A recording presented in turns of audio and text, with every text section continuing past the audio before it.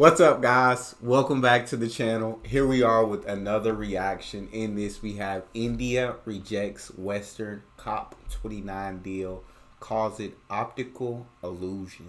Very intrigued to find out what exactly this deal is, and I know they're going to explain that for me. So without further ado, we're going to jump in. Before though, if you guys happen to enjoy, please don't forget to subscribe, give the video a thumbs up. If you'd like to support this channel by becoming a member, all you gotta do is hit that join button to receive your exclusive benefits. Let's dive right in.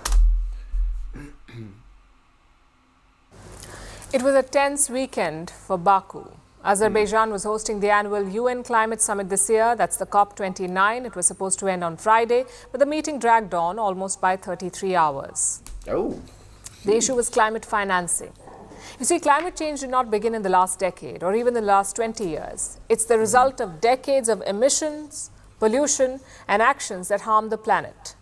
The culprit is the developed world, the rich nations. Their actions led to climate change. So it's obvious that they should be the ones paying for it, sort of like reparations.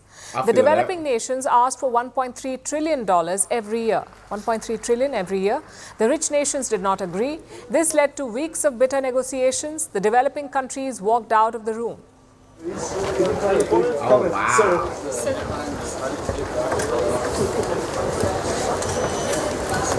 Sorry. Comments, anyone? Wow. As you can see,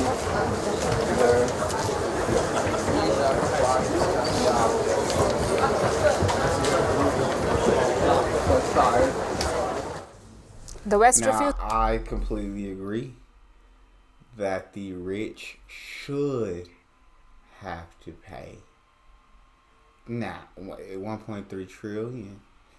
Does it come out of the pockets of the citizens of these countries? Do we get taxed a little extra for this?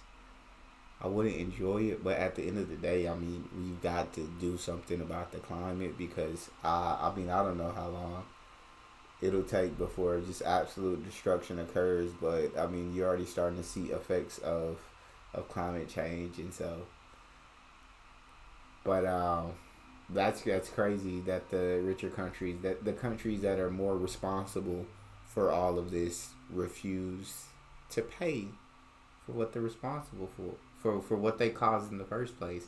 And that's why all of those developing nations walked out of the room. And as you can see on their faces, absolutely dissatisfied. What's your take on it? Should these rich countries have to pay if they're the ones causing it? Refused to budge, the poorer countries caved. There was no point holding the summit hostage, so a deal was. The West refused to budge, the poorer countries caved. There was no point holding the summit hostage, so a deal was finalized. $300 billion every year till 2035. That's the deal, $300 billion. It's less than 1/4 of what the developing nations wanted. Yeah. But this is what they had to settle for. A deal that offered too little and too late. They took it, but not without making their displeasure clear, and leading the charge here was India.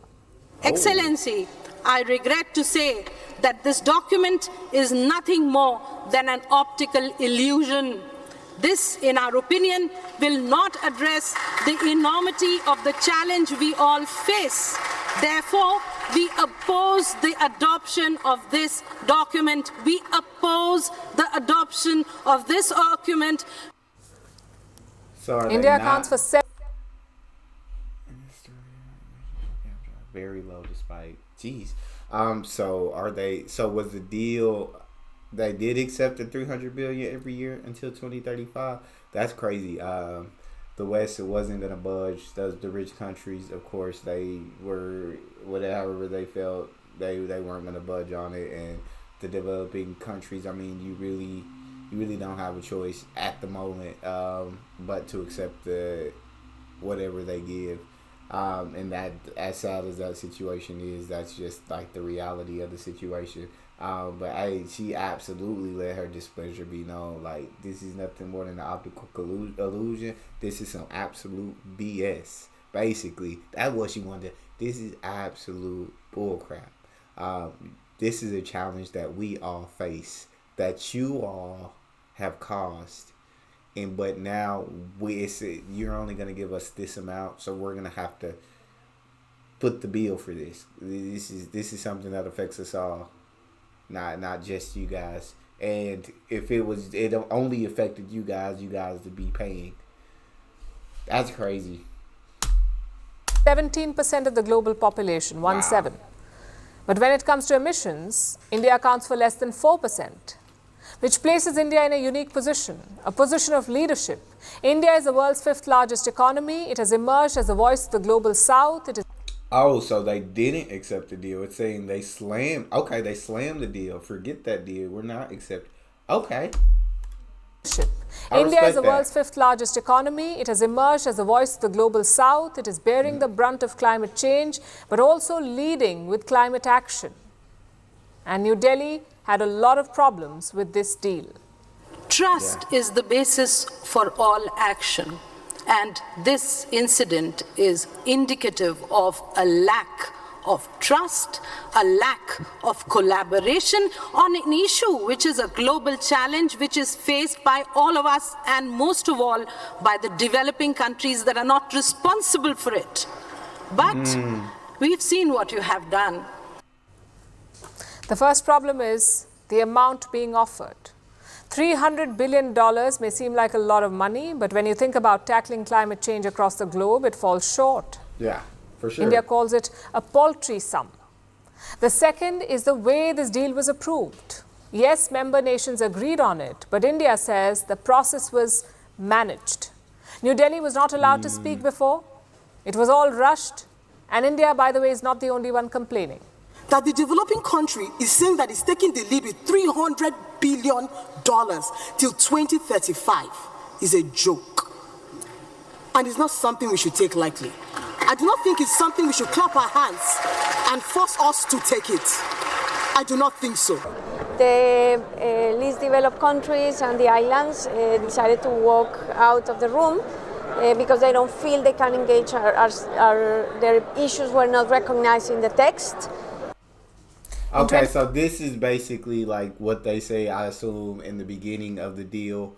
But like at the end of the day, they, I guess, had no choice but to accept it from what she said. So the deal was accepted, but there was a lot of displeasure. There was a lot of criticism about this, and understandably why.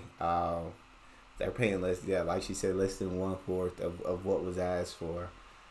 And $300 billion to fix climate change is there's no way that's enough. $300 billion every year. I don't know how far you could stretch $300 billion to fix this issue on a global stage. It just doesn't seem like it's enough. That's wild. That's wild. 2015, developed nations made a promise at the COP summit in Paris. They're obligated to pay vulnerable countries. The initial pledge was $100 billion every year. This new deal promises more. It promises $300 billion. But experts say that the cost of handling climate change has increased dramatically. Today, it is between $1 to $1.3 trillion. Some even call it a war of attrition between the rich and the poor nations. And it's the same story at every COP summit. This was the COP29, the 29th edition. There have been 28 before, but they have little to show for it. The rich overpromise, the poor wait, there's political haggling, and it ends with a bad deal. Now we get that climate is a tough pill to sell. The world is dealing with 2 wars, one in Europe, the other in West Asia. The global economy is still recovering. There's a cost of living crisis in many countries. So climate change may be the last thing on people's minds. But that does not change the fact that it is happening. And it's affecting all of us. The toxic air in Delhi, that's climate change. The typhoons in the Philippines, climate change again. Dubai's record-breaking rains, Europe's blistering heat wave, floods in Brazil, Kenya and China, cyclones in Bangladesh, rainfall in the Sahara Desert, island nations sinking. All of this is climate change. It's the one thing that does not care about borders or politics. No. And yet it remains an afterthought. Each summit, each deal is a reminder of what we have not done, of what we are still refusing to do. But the clock is ticking. The planet won't wait for political consensus. The floods will keep coming. The temperatures will keep rising. The sea levels will swallow lives and livelihoods. It's not just about financing, reparations, or negotiations. It's about the future of this planet, our home. Unless Elon Musk has his way and builds human settlements on Mars, this is where we will have to live in the years to come. So let's think about it and act. Agreed. Absolutely agree. Like